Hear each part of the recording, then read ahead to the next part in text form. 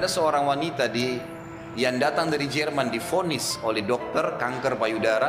Semoga Allah selamatkan ibu-ibu dari situ. Itu divonis oleh dokter ini sudah nggak bisa, sudah sangat ganas, dan ini menurut medis kalau tidak salah itu kisahnya tinggal 2 minggu umurnya. Maka dia bilang sama suaminya, muslimah kebetulan dan muslim suaminya, tapi tinggal di Jerman. Dia bilang, saya ingin menghabiskan umur saya di Mekah aja. Ini sudah jelas dokter vonis 2 minggu, saya mau pergi ke sana.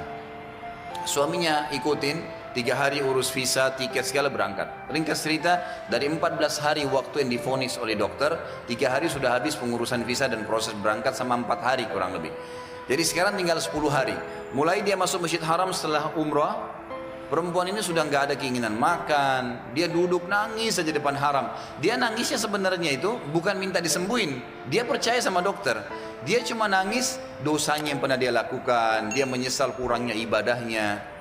Setelah 4 hari berjalan dari 10 hari sisa, dan ini dia akan tinggalkan Mekah hari ke 6 hari dari setelah, jadi tinggal 2 hari lagi.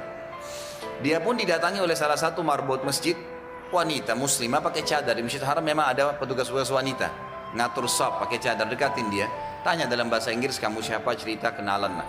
Kemudian diceritakanlah kisah dia. Si muslimah marbot masjid ini yang umurnya masih sangat muda tersenyum lalu berkata, wahai saudariku, kenapa kau begitu yakin dengan vonis dokter? Bukankah ada orang yang sehat juga mati?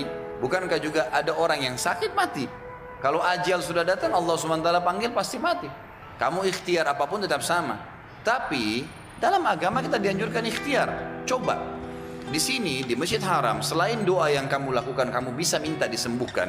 Ada air Zam-Zam yang dijanjikan oleh Nabi SAW, sebagaimana sabdanya, Zam-Zam liman syuribalah. Zam-Zam sesuai dengan niat orang yang meminumnya. Kenapa kau tidak coba minum Zam-Zam itu, berdoa sama Allah? Kata perempuan ini, saya seperti baru dapat air segar yang sudah dari dalam keadaan saya luar biasa hausnya, bingungnya, nggak tahu harus ambil langkah apa.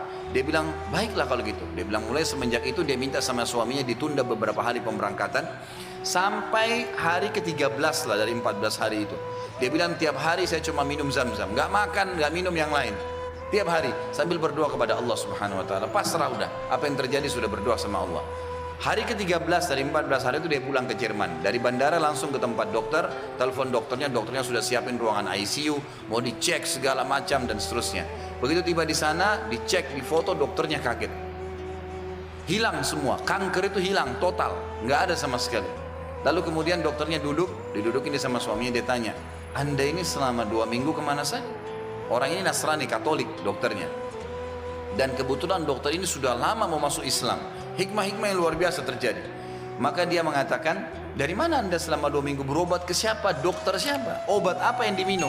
Dia bilang tidak ada, kami seorang muslim dan kami berangkat ke Mekah, saya minum air Zam-Zam gitu kan. Dan saya berdoa sama Tuhan saya untuk disembuhkan. Kata dia, selamat, kanker ini belum pernah dalam sejarah dokter bisa sembuh, tapi ini hilang sama akar-akarnya gitu kan. Si perempuan tersebut menangis, suaminya menangis, bersyukur sama Allah.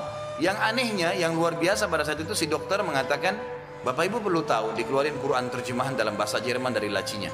Dia bilang, saya sudah pelajari Islam 10 tahun.